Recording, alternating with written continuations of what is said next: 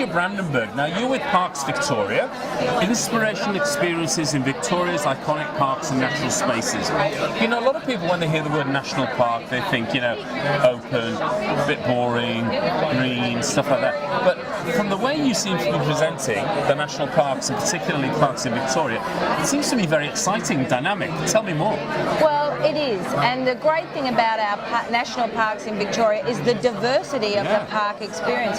So we have desert parks, like our little desert national park, absolutely, as well as our fantastic alpine environment with the Great Alpine National Park, right down to our coastal parks, Point Nepean National Park, Great Otway National Park, fern groves, tall trees, waterfalls, fantastic iconic walks, and as well as the opportunity to have a guaranteed wildlife experience in situ.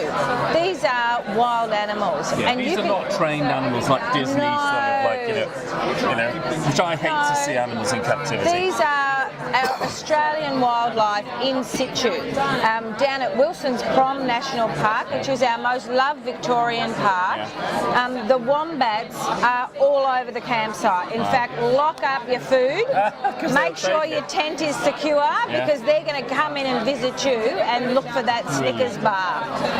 Some of my favourite national park, and working for Parks Victoria, I'm not supposed to have a favourite, I know, but I do. Go on, tell me. It's the Grampians National Park. Yes. Now, the Grampians National Park is one of our strongest parks that has a very important Indigenous cultural story, and that's the story of Bunjil Bunjil, the creator. And when you're at Grampians National Park, it is a dynamic and dramatic landscape, and you are in the middle of two quite dramatic mountain ranges, and I always feel up there a very spiritual connection. Sort of small and relatively insignificant compared to this dramatic landscape. Absolutely. It towers over you. And then there's a fantastic experience in the little village of Halls Gap called the Brambuck Cultural Centre. And you can go in there and they have a really sweet video of Bunjil Bunjil dreaming. And to hear that story, which tells about the creation of the landscape, and then to go out into the park and see how the story fits into the landscape is very special. It's amazing. Yeah. One of our other fantastic experiences is the Great Ocean Walk. And this is where a lot of our international visitors know the Great Ocean Road, of course, ending in the iconic 12 Apostles. But the Great Ocean Walk hugs the coastline where the road goes inland. So this is previously inaccessible area to visitors, and Parks has built an absolutely fantastic track. It's a long distance walk called the Great Ocean Walk, but you can step on. It's 104 kilometres at the moment. We're doing a bit of work. We might go a little bit further, but the best thing about it is that you can step on and step off at a number of points. So you can do a full day walk, 2 days, 3 days, or right up to the full 8-day experience. And what would you do? Sort of like just book a B&B or something on the way? Or? Well, we have 43 marketing partners that package up a walk experience however the visitor wants to do it. So we have campsites. There are fantastic Parks Victoria managed campsites for those independent, we call them skilled in nature. They sort of know what they're doing. They're out there. They got everything on their back, and they're staying in some of the most magnificent campsites in Australia. And then we have some off-walk accommodation, which is for those that are a bit more comfort in nature. So, you know, at the end of the day, that's right, there's a shower, there's a bed, there's a meal, there's a bottle of wine or two, and then back on the track in the morning there's a shuttle bus experience, right up to a fully guided, fully supported experience with an operator like Both Feet, who will pick you up from the airport, bring you down to their Walker's Lodge, where they have a fantastic chef, and you stay in a lovely, beautiful bed with an ensuite. You can have a massage, you can have a foot spa, and then you're out on the track with a very experienced guide, and he is telling you the story of that coastline, which has a number of stories, shipwreck stories, as well as environmental stories, biodiversity stories, Indigenous stories, and then back to the comfort of your lodge in the evening. Tell me something, in terms of the demographics and the markets that visit parks, okay? Yes. There's this tremendous growth in Asian business, Yes. okay? So people Yes. from China. How do you actually deliver quality national park experiences to these markets where English is obviously a challenge? A second language. Well, that's where our tour operators really come to the fore. So whilst our website, we have some different language park notes and basic information, it is our tour operators that are delivering into the markets like China, the Malaysian markets, Korean markets. And one of the fantastic things that we're actually doing for the Great Ocean Walk in the next coming year is we're going to have some audio tours in 3 different languages. And I'm actually trying to work out what are the best 3 languages.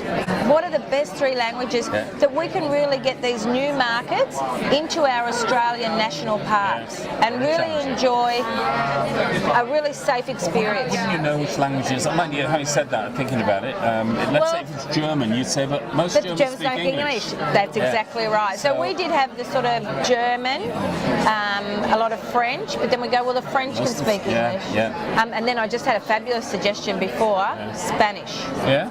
Spanish, South America. yeah, because you actually cover a lot. And they said the gentleman's name, his wife is Swiss German, and they said during school they have to do a language and they choose Spanish. Yes. So Spanish has gone from nowhere to top of the pops for me. Absolutely, because it's a language not only for South America but large portions of the US. Absolutely. And now, probably not people who travel to Victoria, but you know, a lot of the working class population, particularly in the southern part of the US, is Spanish speaking because they've come from Mexico or they come from Colombia, Bolivia, or whatever, you know. But so tell me, where can people get more information about Parks Victoria? Now, our Parks Victoria website, www.parks with an X, parks.vic.gov.au, which is on the last page. That is our portal of all things parks. Okay. So on the website there are maps, there are park notes, which is like trail guides and park guides. There's images, there's things to do. Our 360 tour operators are on our website. You can link from your site to the tour operators that actually offer tours. Absolutely, and you can book directly for them, as well as book with us for our iconic accommodations, such as our wilderness safari tents down at Wilson's Prom. You've got your own, so a bit of comfort in nature down at the Prom. We love that. And one of the other things that we do have is that we have some fantastic all-terrain chairs and beach chairs for those that might have people with disability difficulties. And the beach chairs, especially for the kids, right down onto the beach at the Prom, and they're in the ocean, often for the first time, because you know they can have that experience. And our trail rider with 2 Sherpas, one at the front and one at the back, actually gets people out into our walks in our national parks, and we've had such fabulous experiences, especially as our population gets a little bit older.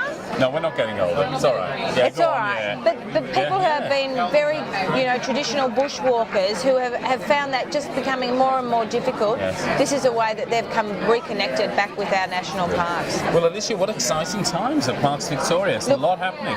John, can I tell you, and please don't tell anyone, I have the best job in the country because I look after tourism if I visitors tell anybody, in our they'll want your job. Well, I'll have to beat them off. They'll have to find me in our national parks.